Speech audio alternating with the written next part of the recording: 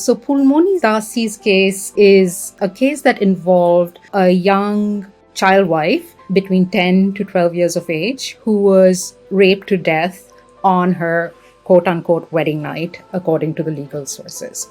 And the case has been very important because it was taken up as one of the prime exemplars of what was the problem with child marriages in India and why there was a need to raise the age of consent. What happens at this time is this obsessive focus on Phulmoni's body itself. So her body then becomes the site to understand how old precisely Phulmoni was when she died. Had she attained puberty or not? What was the size of her breasts? What was the patterns of hair growth on her body? And these really sort of disturbing details were brought up repeatedly.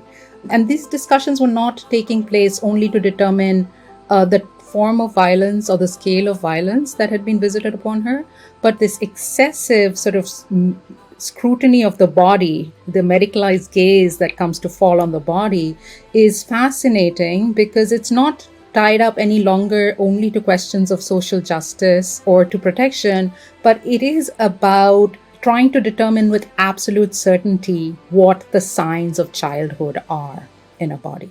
And for me, the problem is precisely that, right? So it should not matter if somebody is 11, 12, 13, even 18, right? What should ethically concern us here is the history of violence, right?